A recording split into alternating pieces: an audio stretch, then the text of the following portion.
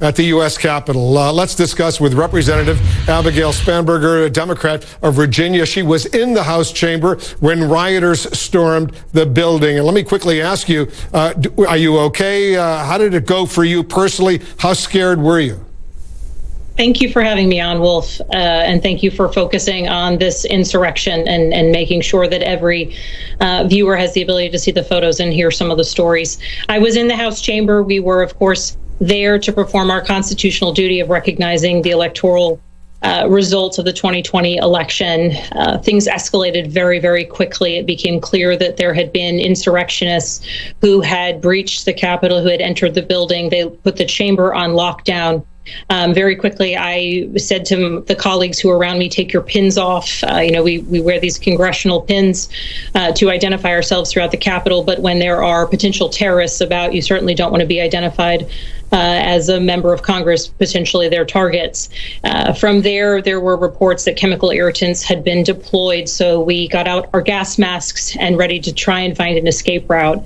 The folks who were on the floor of the House were able to evacuate out in relative quick order. Those of us who were in the gallery were there for about 45 minutes longer, crawling between chairs, over bars, to get to a place where we could evacuate. But to me, one of the most searing memories that I have of that day was when Capitol police officers began stacking up benches and tables in front of the main entrance to the floor because there were rioters, insurrectionists, other Americans who were seeking to do harm and damage to the United States Capitol, to our democracy overall. Were banging on the doors, breaking the glass, trying to get through, and the frantic and focused efforts of those police officers trying to ensure that everyone got out of there okay is the most compelling memory that I have of that afternoon.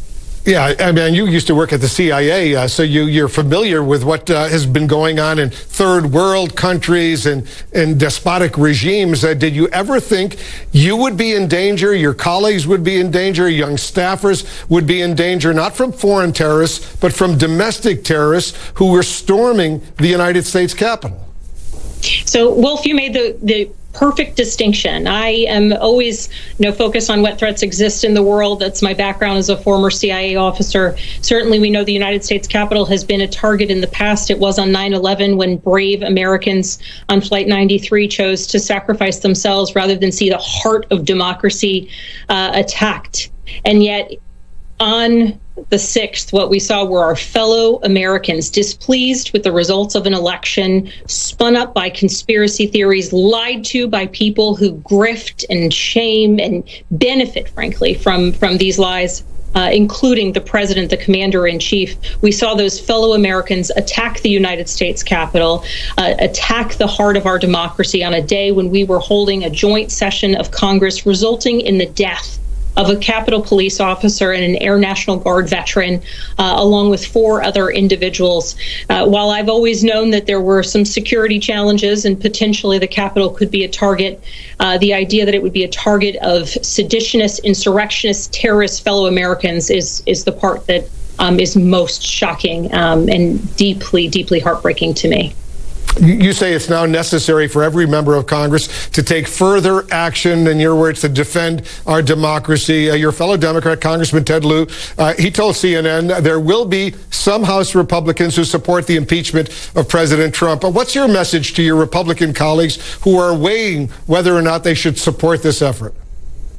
So I think what's truly sad here is the reason impeachment is even up for discussion is because we do not see my Republican colleagues stepping forward, either quietly and privately or publicly, and there are exceptions, urging the president to resign. Nixon was never impeached, and he was never impeached because principled Republicans who recognized what he had done wrong, put the good of the country first, and wanted to ensure that that man did not stay in the presidency. They urged him to resign, and he did. And so right now we are only talking about impeachment because Republicans in the House of Representatives and the United States Senate, Republicans who know that he is unfit to serve, are not in groups are not en masse calling on this president to resign, either publicly or privately, calling on the vice president, either publicly or privately, to invoke the 25th Amendment. And we must pursue any option necessary to protect our democracy. It is most regretful to me that it is not happening through the resignation of an unfit president who would provoke an insurrectionist attack. But if it is not through his resignation, if it is not through the 25th Amendment, then I do believe that we are left no choice but to file articles of impeachment.